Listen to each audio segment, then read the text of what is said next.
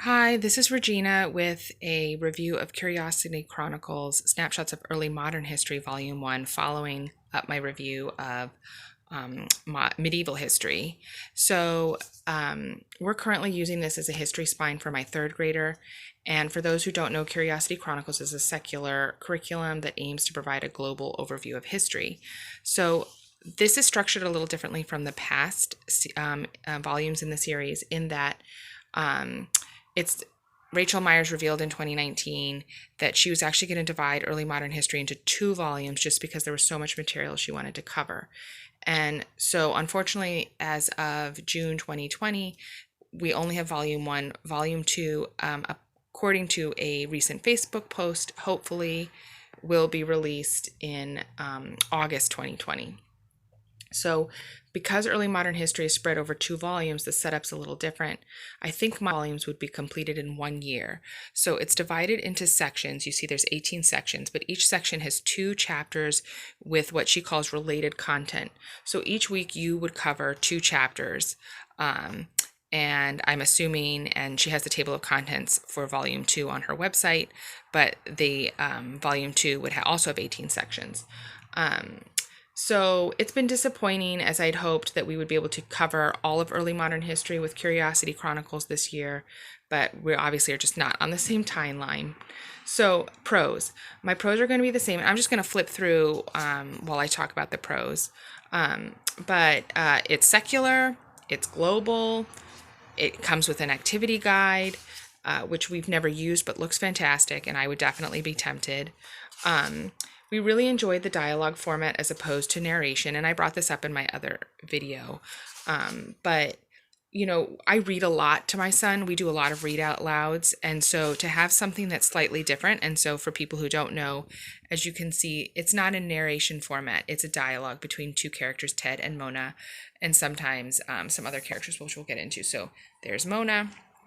And my son really appreciates that, and it just mixes it up, and I appreciate it as well. The chapters are color coded, so if you wanted by region, so if you wanted, you wouldn't have to go necessarily chapter by chapter. You could just follow a specific region's story by following the colors. The other nice addition that they have is she's added this culture corner, and so every once in a while these two additional characters, Arthur and Lily, pop in with some sort of additional information about Shakespeare or painting or John Locke, like a particular figure. That's kind of nice and mixes it up a bit. And, it's got the beautiful imagery again, really well sourced with images. And again, timeline at the bottom to help keep your place in history with a want to know more section at the end of each chapter. So the main takeaway, though, that I had from this, and one of the things I really appreciated about early modern history, is that there are some hard truths that come up in this part of history. Modern slavery, imperialism, colonialism, and Rachel Myers does not shy away from any of it, and really, I think, takes the time, and especially in certain issues like about slavery, to dive a little bit deeper than I think other curricular might do. And I feel in really good hands. So we talked about some hard truths about history, and how they sort of impact, and she makes these connections, how it impacts modern day Africa, how it impacts us, which given the climate right now, with the Black Lives Matter movement, and George Floyd, I just think is so important to think about how we are talking about this in history, because it relates to today, obviously. So, cons. Again, this is my complaint from before. I don't really know who Ted or Mona or Arthur or Lily are, for that matter. And the book fell apart. Again, my medieval history book fell apart, so you can see like the spine has just separated. So to me, it seems like it's a flaw from the manufacturer. The big complaint I have this time around actually is that there's no appendix. So if you look at the back, she sources all of her pictures, the images, but there's no appendix. So, for instance, if I'm interested in learning about Pennsylvania, I have to do a best guess based on the table of contents about where I might find information about Pennsylvania.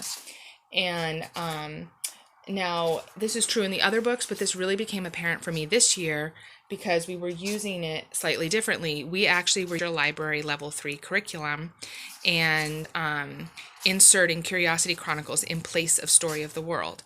So whenever Story of the World said, read about X, we would look for that in Curiosity Chronicles and read about it there. Unfortunately, there were some places where I wasn't quite sure where it might be in Curiosity Chronicles, and that became a problem. So sometimes later we'd be reading and I'd come across something and think, oh, it was here all along. I just didn't find it through the table of contents. The other complaints, and these are unknowns. It's going to be 2 volumes long. Is it going to be double the price? The hardcover is already between $40 and $50. You can buy this as a PDF download, but will it cost more money to use this curriculum this year?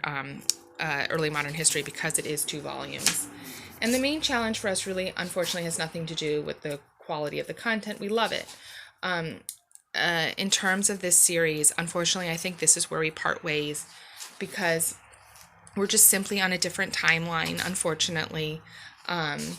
We would like to be starting modern history next year, and that's just not possible because it hasn't been published yet. So we're kind of out of luck. I'm going to have to look for different material, or we could take a break and dive deep into American history. I'm not really sure yet what we're going to do. If anyone has any suggestions of other modern history curriculum that would be good for me to check out, I would really appreciate it. We're looking again for a secular, preferably global perspective. And I would definitely appreciate anyone's suggestion. All right, hope you're having a blessed day. Bye.